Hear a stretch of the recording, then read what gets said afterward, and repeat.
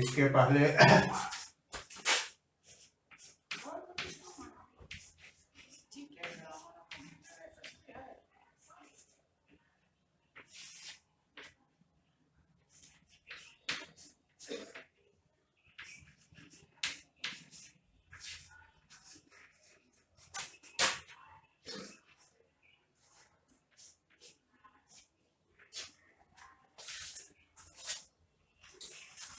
पहले आप लोगों को समकालीन विश्व में लोकतंत्र का किस प्रकार क्रमिक ढंग से उत्थान और पतन हुआ है और क्रमिक ढंग से विकास हुआ है, इसके संबंध में दक्षिणी अफ्रीका के एक छोटा सा देश चिले के संबंध में बताया गया है। फिर आज उसी चैप्टर का आगे शीर्षक है पोलैंड में लोकतंत्र। क्योंकि लोकतंत्र का उत्थान और पतन की कहानी के संबंध में हम लोग पढ़ रहे हैं, किस प्रकार क्रमिक ढंग से पूरे विश्व में लोकतंत्र का विकास हुआ है, इसकी की कहानी के बारे में हम लोग जान रहे हैं। और ऐसा भी कहा जाता है कि अभी भी पूरे विश्व में पूर्ण रूप से कोई भी लोकतांत्रिक देश नहीं है। इसलिए पूर्ण रूप से लोकतांत्रिक देश नहीं है, यानी लोकतंत्र में जितना नियमों का पालन होना चाहिए व्यवहारिक रूप से उतना नियमों का पालन नहीं होता है। इसलिए आज ऐसा भी कहा जाता है कि अभी पूरे विश्व में पूर्ण रूप से लोकतांत्रिक देश कोई भी नहीं है। लेकिन ऐसे हम लोग कहते हैं कि भारत या अमेरिका विश्व का सबसे बड़ा लोकतांत्रिक देश है। लेकिन तो ठीक उसी के संबंध में हम पोलैंड के संबंध में आपको बता रहे हैं आज कि पोलैंड में किस प्रकार लोकतंत्र का उत्थान और पतन हुआ है या विकास हुआ है, इसके बारे में हम आपको बताने जा रहे हैं।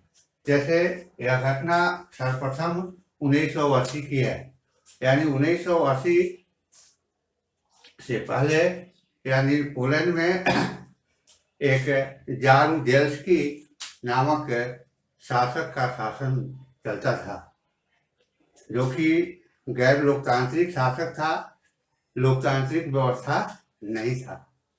यहाँ तक कि पोलैंड में वहाँ के जनता को सरकार के विरुद्ध किसी प्रकार का आवाज उठाने का अधिकार नहीं था, चुनाव में भाग लेने का अधिकार प्राप्त नहीं था। यहाँ तक कि मीडिया पर भी सेंसरशिप लगा दिया गया था, रोक लगा दिया गया था। सरकार के विरुद्ध किसी प्रकार का आवाज उठाने का अधिकार नहीं था। इसके अतिरिक्त पोलैंड में किसी भी को दल बनाने का, संगठन बनाने का अधिकार भी प्राप्त नहीं था। इस प्रकार पोलैंड एक गैर लोकतांत्रिक जारुजेल्स्की का शासक था और शासन चलता था।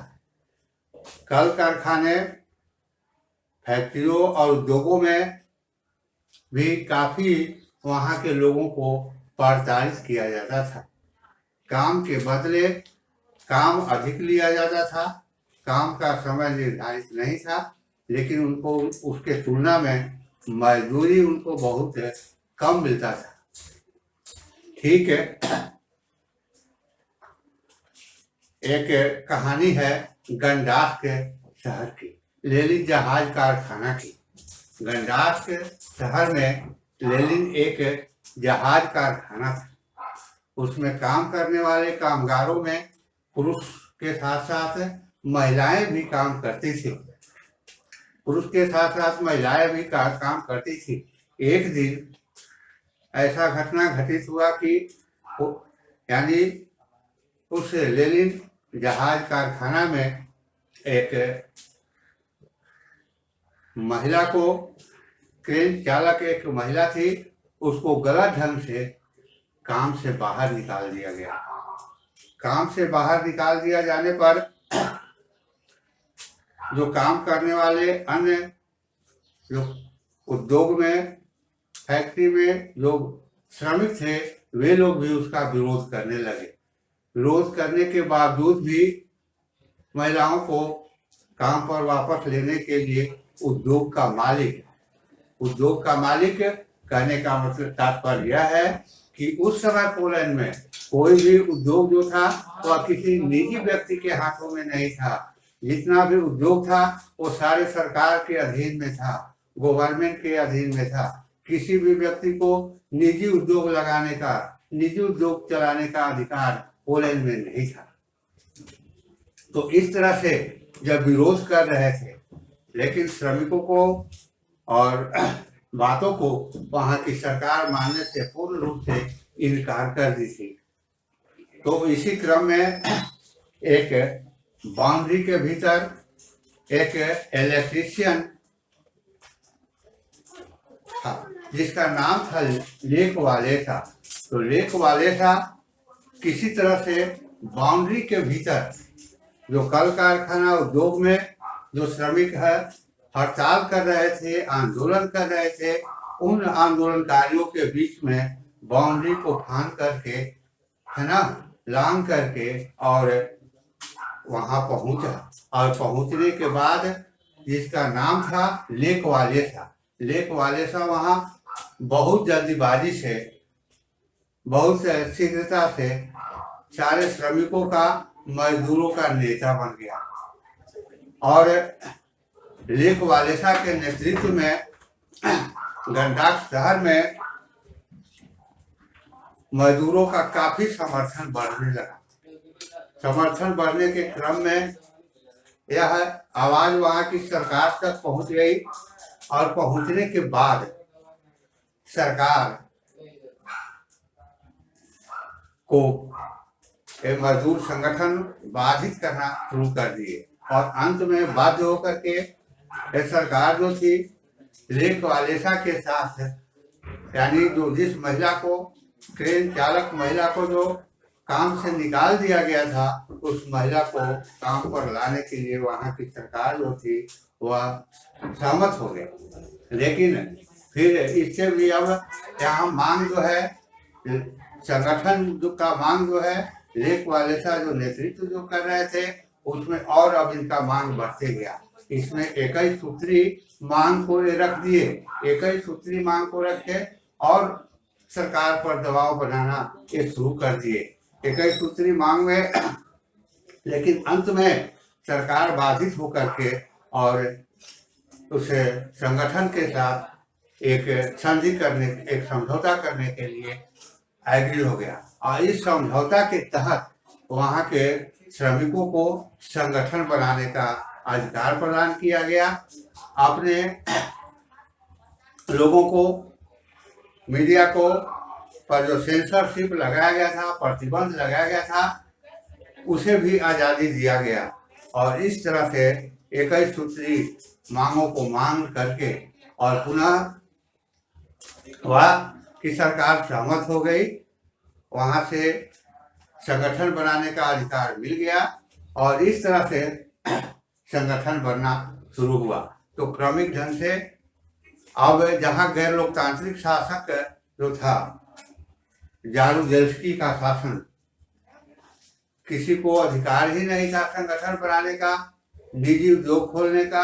अब धीरे धीरे 21 सूत्री मांगों को वह मान लिया और इसी संधि को, इस समझौता को गंडाक संधि के नाम से जाना जाता है।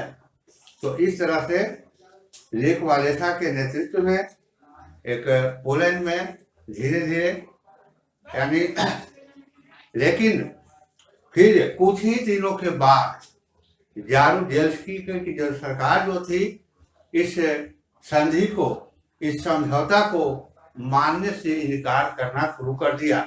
इस संधि को, इस समझौता को जो गंडाक संधि के नाम से जाना जाता है, 21 सूत्री करार किया पर समझौता जो हुआ सरकार के साथ, इसको मानने से इनकार कर दिया। और 1999 में वह क्या किया कि पुनः मार्शल लॉ लागू कर दिया। पोलैंड में क्या किया कि मार्शल लॉ लागू कर दिया। मार्शल लॉ का क्या अर्थ होता है? मार्शल लॉ का अर्थ होता है कि न्यायपालिका, कार्यपालिका, ये सारे जो होते हैं इस सभी को अधिकारों को, है ना, फौज के हाथों में शासन का बागडोर चला जाता है। यानी किसी भी अधिकारी का कोई अधिकार बल नहीं रह जाता है। ये सारा अधिकार बल किसके हाथों में चला जाता है? फौज के हाथों में चला जाता है। और वहां अब क्या चलता है? फौज का नियम कानून चलता है। तो इस तरह से जारूजेल्स्की की सरकार जो थी वह कुचलने के लिए, संगठन को ध्वस्त करने के लिए मार्शल लॉ लागू कर दिया। लेकिन लेक वालेसा के नेतृत्व में जो सरकार, जो संगठन बनी थी, वह आंदोलन करने से अपना हार नहीं माना, पराजय नहीं माना। वह संघर्ष करते रहा, संगठन बनाते रहा और अधिक से अधिक संख्या में, उसके नेतृत्व में अधिक से अधिक संख्या में लगभग 1.5 लाख लोग जो हैं वो पोलैंड में लेक वालेसा के नेतृत्व में इस संगठन में चले आए। और इस तरह से पोलैंड में लेक वालेसा के नेतृत्व में 1.5 लाख लोग चले और अंत में वहां की सरकार जो थी वो अपनी हार मान ली, अपनी पराजय मान ली।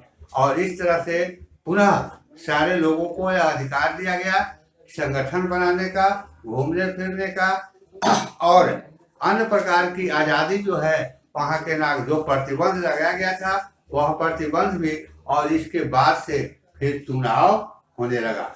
तो कुल वहाँ का सीनेट जो है, सीनेट में कुल 100 सीटों का सीट था। यानी पोलैंड में सीनेट जो था उसमें कुल कितना था? सीट 100 सीट था। चुनाव लोकतांत्रिक ढंग से हुआ। जारूजेल्स्की का पार्टी भी चुनाव लड़ा, लेक वालेसा के नेतृत्व में भी अपना संगठन बना करके, अपना पार्टी बना करके ये भी अपना चुनाव लड़े और अन्य राजनीतिक दल भी छोटे मोटे चुनाव में हिस्सा लिए, भाग लिए। और इस तरह से पोलैंड में लोकतांत्रिक ढंग से चुनाव हुआ। अब सीनेट का अर्थ क्या होता है? जैसा कि आप जानते हैं कि अलग अलग देशों में जो जनप्रतिनिधियों का जो चुनाव होता है, अलग अलग देशों में अलग अलग नाम से जाना जाता है। तो भारत में चुनाव की जो पद्धति है उसे, क्योंकि भारत क्या है? एक संघात्मक राज्य है। एक भारत क्या है? एक संघात्मक देश है। संघात्मक देश किसको कहा जाता है इसको भी थोड़ा सा हम लोग समझ लेंगे। संघात्मक पूरे विश्व में 2 प्रकार का देश होता है। पूरे विश्व में केवल 2 ही प्रकार का देश होता है। वह देश क्या है भाई? एक तरफ तो संघात्मक देश है, संघात्मक राज्य है। दूसरी तरफ क्या है? एकात्मक राज्य होते हैं। संघात्मक राज्य का अर्थ होता है जिस देश में शक्तियों का बंटवारा रहता है, शक्तियों का विभाजन रहता है, इसे हम संघात्मक राज्य कहते हैं। जैसे शक्तियों का बंटवारा का अर्थ क्या है? केंद्र सरकार और राज्य सरकार के बीच शक्तियों का अलग अलग संवैधानिक रूप से, लिखित रूप से बांटा हुआ रहता है। इसके अतिरिक्त अन्य जिला स्तरीय या पंचायत स्तरीय जो निकाय होता है, जनप्रतिनिधि जो होते हैं, उनको भी लिखित रूप से कुछ अधिकार दिए जाते हैं। इस प्रकार का काम जो होता है, कार्य जो होता है वो संघात्मक देश में होता है, केवल संघात्मक देश में होता है। दूसरी तरफ क्या है? एक एकात्मक देश होता है। एकात्मक देश के कई भाग होते हैं, कई हिस्से होते हैं। जैसे हम लोग समझेंगे कि जैसे राजतंत्र होता है, राजतंत्र का शासन जो होता है वो क्या है? एकात्मक होता है। गैर लोकतांत्रिक शासक जो होते हैं इसको भी हम एकात्मक कहते हैं। गैर लोकतांत्रिक जितने भी होते हैं उसको हम क्या कहते हैं? एकात्मक शासन होते हैं।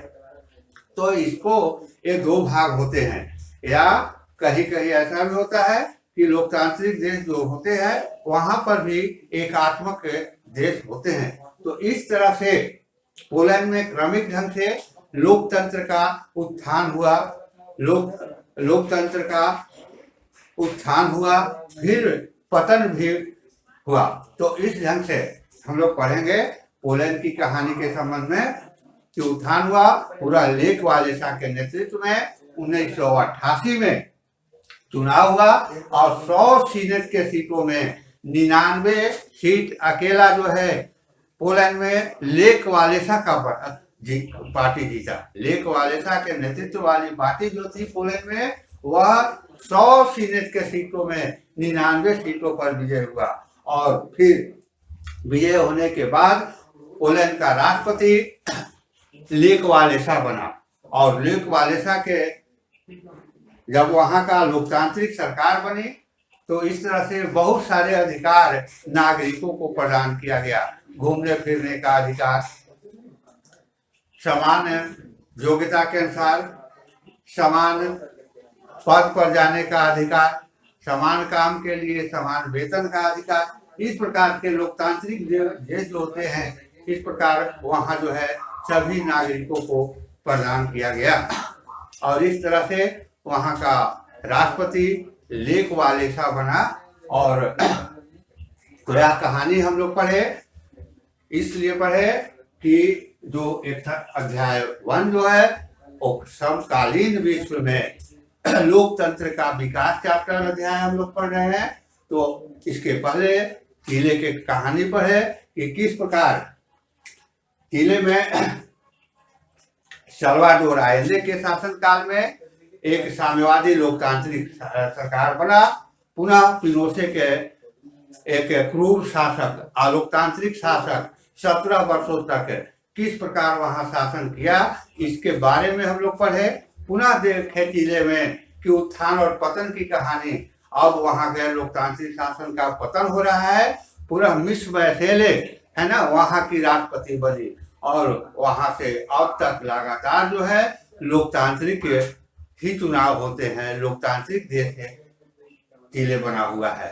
तो इसके बाद हम पोलैंड में लोकतंत्र की कहानी के बारे में पढ़े। तो पोलैंड में ठीक इसी प्रकार से उत्थान, तो यहाँ 2 कहावत, 2 कहानियां, 2 किस्से हम लोग लोकतंत्र के उत्थान और पतन के बारे में पढ़े। एक चिले की कहानी पढ़े, दूसरा पोलैंड की कहानी को पढ़े हैं। तो अब यहाँ थोड़ा सा हम लोग देखेंगे, ध्यान देंगे कि किस प्रकार एक 3 लोकतांत्रिक शासक का नाम हम लेते हैं। यानी एक साल्वाडोर आयेंदे, दूसरा मिस बैसेले और तीसरा पोलैंड के लेक वालेसा। ये तीनों जो है लोकतांत्रिक से सरकार इन तीनों का है। दूसरे तरफ हम क्रूर शासक का, लोकतांत्रिक शासक के बारे में हम लोग भी पढ़े हैं। जैसे पिनोशे का शासन अलोकतांत्रिक था। पुनः जारूजेल्स्की का शासक भी एक अलोकतांत्रिक शासक था। अब यहाँ दोनों में हम लोग थोड़ा सा समानता करके देखेंगे कि जारूजेल्स्की के शासन में पोलैंड में क्या हुआ। पुनः यहाँ हम लोग यह देखेंगे कि किस प्रकार चिले में पिनोशे के शासन काल में क्या हुआ। तो दोनों की एक क्रूर शासक हैं, ये दोनों अलोकतांत्रिक शासक हैं और दोनों के बारे में हम लोग थोड़ा समानता करेंगे कि किस प्रकार ये दोनों में समानता है। क्योंकि पहले हम लोग पढ़ चुके हैं कि पिनोशे एक क्रूर शासक था। 17 वर्षों तक अपनी क्रूरता के बल पर है ना चिले में शासन किया। वहां के लोगों को पूर्ण रूप से प्रतिबंध लगा हुआ था। किसी को आवाज उठाने का अधिकार प्राप्त नहीं था, सरकार के विरुद्ध बोलने का अधिकार नहीं प्राप्त था। ये वहां का शासक था। 17 वर्षों के बाद वह वहां पर क्या किया, पुनः है ना जनमत संग्रह कराना शुरू कर दिया। उसमें 17 वर्षों के बाद जनमत संग्रह के क्रम में है ना पराजय हुआ पिनोशे का हार हुआ और उसके बाद मिस बैचेले वहां का राष्ट्रपति बनी। तो ये हम पढ़े देखे कि इस प्रकार शासक था। दूसरा यहाँ जारूजेल्स्की का शासक पोलैंड का था। तो जारूजेल्स्की भी एक क्रूर शासक ही था। ये भी लोगों को पूर्ण रूप से सरकार बनाने का, संगठन बनाने का, सरकार के विरुद्ध आवाज उठाने का, या मीडिया पर भी सेंसरशिप लगा हुआ था। तो इस प्रकार से दोनों अलोकतांत्रिक शासकों में है ना, ये समानता देखने के लिए मिलता है। ये समानता दोनों अलोकतांत्रिक शासकों में मिलता है। अब दूसरी तरफ हम लोग देखेंगे कि लोकतांत्रिक शासक के बारे में हम लोग थोड़ा ध्यान देंगे। लोकतांत्रिक शासक हुए साल्वाडोर आलेंदे। तीनों का हम लोग थोड़ा सा तुलनात्मक ढंग से तीनों के बारे में चर्चा करेंगे कि कैसे ये तीनों जो हैं लोकतांत्रिक हैं। लोकतांत्रिक होते हुए भी, जबकि ये तीनों लोकतांत्रिक सरकार है, तीनों लोकतांत्रिक देश के राष्ट्रपति हैं, तो तीनों को कार्यक्रम में समानता होना चाहिए था, लेकिन तीनों को कार्यक्रमों में समानता नहीं देखा जाता है, तीनों में भिन्नता देखा जाता है। तो एक एक करके थोड़ा सा हम लोग इस पर ध्यान देंगे कि सबसे पहले साल्वाडोर आलेंदे के बारे में हम चर्चा करेंगे। साल्वाडोर आलेंदे की जो सरकार जो थी वो क्या थी? साम्यवादी, समाजवादी, है ना, लोकतांत्रिक पार्टी बनाया था साल्वाडोर आलेंदे, और इसी पार्टी के बल पर, संगठन के बल पर वे जिले में राष्ट्रपति बने थे। और ये गरीबों के मसीहा थे। साल्वाडोर आलेंदे क्या थे? गरीबों के मसीहा थे।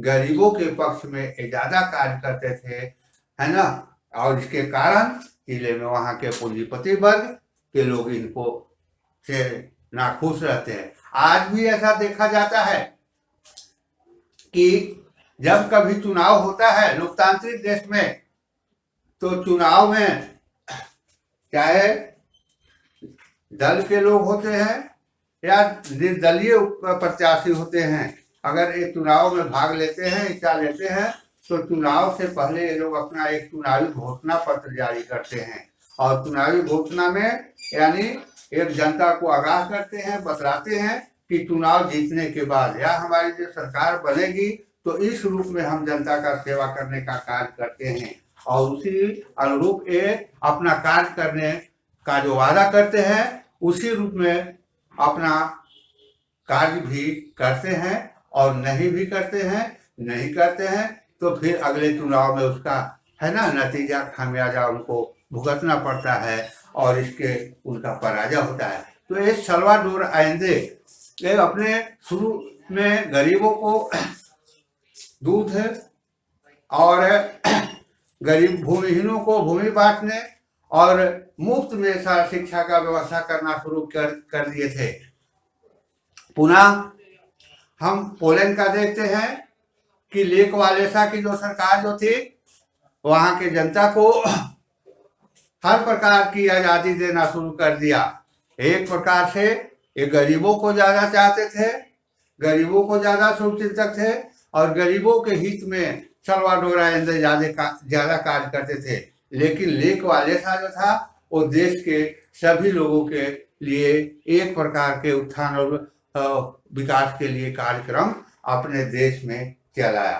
पुनः जिले में मिस बैचेले राष्ट्रपति बनी, और उस समय से अनेक प्रकार के लोकतंत्र में क्या है, सुधार भी हुआ है। तो इस प्रकार से क्रमिक ढंग से विश्व में लोकतंत्र का विकास हुआ है। जैसा कि सभी लोग जानते हैं कि पूरे विश्व पर अंग्रेजों का शासन था, और क्रमिक ढंग से एक एक करके देश जो है आजाद होता गया, और आजाद होने के बाद क्रमिक ढंग से लोकतंत्र का विकास हुआ है पूरे विश्व में। कैसे? अमेरिका के बारे में आपको थोड़ा सा बताते हैं कि अमेरिका, इसका अभी नाम संयुक्त राज्य अमेरिका पड़ा है। इसका मुख्य कारण क्या है? संयुक्त राज्य अमेरिका जैसे छोटे छोटे 13 उपनिवेश थे, छोटे छोटे 13 उपनिवेश थे, और ये सारे 13 उपनिवेशों पर ब्रिटिश का शासन था, अंग्रेजों का शासन था, और ये 13 उपनिवेश जो थे आपस में मिलकर, आपस में जुड़कर और ब्रिटिश से, अंग्रेजों से लड़ाई लड़ने का एक कार्य किए। ये 13 उपनिवेश जो थे अंग्रेजों से 13 मिल करके और लड़ाई लड़ने का कार्य किए, और लड़ाई में ये अपना इनका विजय हुआ, ये स्वतंत्र हुए। अंग्रेजों का शासन, ब्रिटिश का शासन ये 13 उपनिवेश से समाप्त हुआ, और समाप्त होने के बाद ये 13 उपनिवेश जो थे ये सोचे कि हम लोग आपस में मिल जाते हैं और मिलजुल करके एक देश का निर्माण करते हैं, और ये 13 मिल करके एक संयुक्त नाम रख दिए, संयुक्त राज्य अमेरिका। तो इस तरह से 13 मिलकर के इसका नाम पड़ा। तो शुरू में जब संयुक्त राज्य अमेरिका 13 मिलकर के एक अपना संविधान बनाए लिखित रूप से, और इस संविधान में लोकतांत्रिक सरकार की बात को कहा गया, लेकिन वास्तविक रूप में लोकतंत्र किसे कहा जाता है वहां, लेकिन इसमें भी भेदभाव करके रखा गया। यानी शुरुआती दौर में संयुक्त राज्य अमेरिका में यानी केवल महिलाओं को अधिकार प्रदान, पुरुषों को ही अधिकार प्रदान किया गया मत देने का। महिलाओं को एक पूरा आबादी का 50% जो आबादी है, 50% जो आबादी महिलाओं का है, उन महिलाओं को संयुक्त राज्य अमेरिका जो लोकतांत्रिक देश कहलाता है, महिलाओं को अधिकार से वंचित कर दिया, मताधिकार से वंचित कर दिया गया। और कुछ खास पूंजीपति लोग, शिक्षित लोग मतदान में भाग लेते थे, हिस्सा लेते थे। तो क्या यहाँ इस प्रकार की व्यवस्था को हम लोकतांत्रिक व्यवस्था कह सकते हैं, जहाँ की पूरे जनता, देश का जनता में 50% लोग मतदान करते हैं, 50% लोग वंचित रह जाते हैं, और उनसे बने हुए, उनसे चुने हुए प्रतिनिधि सरकार बनाते हैं। तो क्या इसको हम लोकतांत्रिक सरकार कह सकते हैं? यह संयुक्त राज्य अमेरिका जो अभी विश्व का सबसे बड़ा लोकतांत्रिक देश कहलाता है, शुरुआती दौर में लोकतंत्र का यह स्थिति था संयुक्त राज्य अमेरिका में। तो क्रमिक ढंग से विकास के क्रम में आगे कुछ सुधार हुआ है, और संयुक्त राज्य अमेरिका में आज सार्वभौम वयस्क मताधिकार के सिद्धांत को लागू किया गया है, और पुरुषों के साथ साथ महिलाओं को भी मताधिकार का अधिकार प्रदान किया गया है संयुक्त राज्य अमेरिका में। तो सार्वभौम वयस्क मताधिकार का अर्थ क्या होता है? सार्वभौम वयस्क मताधिकार का अर्थ क्या होता है, इसको थोड़ा सा हम लोग ध्यान से सुनेंगे। सार्वभौम वयस्क मताधिकार का अर्थ होता है कि किसी भी देश में 18 वर्ष या 18 वर्ष से ऊपर के पुरुष और महिलाओं को समान रूप से मत देने का अधिकार प्रदान किया जाता है। यानी 18 वर्ष और 18 वर्ष से ऊपर के लोग जो हैं वो वयस्क माने जाते हैं, एडल्ट माने जाते हैं। वे अपने अधिकार को समझते हैं, वे अपने कर्तव्य को समझते हैं, और सही गलत को में समझने का उनके अंदर क्षमता हो जाता है। और तो इसी को हम कहते हैं सार्वभौम वयस्क मताधिकार। तो इस प्रकार क्रमिक ढंग से विश्व में लोकतंत्र का विकास हुआ है, क्रमिक ढंग से विश्व में लोकतंत्र का विकास हुआ है। लेकिन कहा गया है कि किसी भी चीज को वास्तविकता से जानने के लिए तर्क बहुत जरूरी है, तर्क बहुत जरूरी है। वास्तविक ज्ञान जो है तर्क से ही प्राप्त होता है, किसी के कह देने से। और तर्क क्या है भाई? यानी किसी भी जो प्रश्न करते हैं, कौन, कैसे, इसके बारे में तर्क, तो तर्क से ही पता चलता है। तो तर्क इतना कहने से हम लोग लोकतांत्रिक नहीं मान लेंगे कि सार्वभौमिक वयस्क मताधिकार का जो सिद्धांत है, अगर इसके अनुरूप कार्य होता है तो इसको हम लोकतंत्र कहेंगे?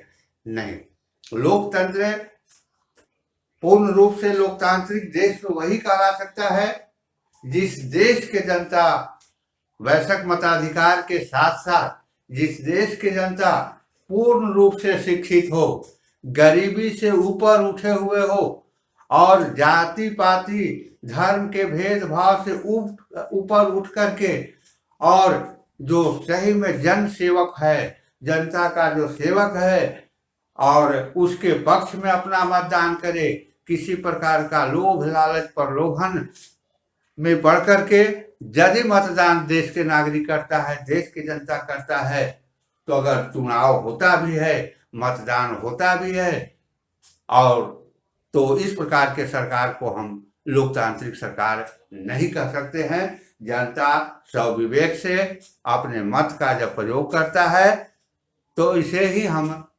लोकतांत्रिक सरकार या इसे जीते हुए प्रतिनिधि जो सरकार बनाते हैं, इसे हम लोकतांत्रिक सरकार कहते हैं। तो इस ढंग से क्रमिक ढंग से लोकतंत्र का पूरे विश्व में विकास हुआ है और अभी पूर्ण रूप से लोकतंत्र का जो सिद्धांत है उसका पालन विश्व के कुछ ही देशों में हो पाता है। अब इस पर कुछ क्वेश्चन आपको बताते हैं।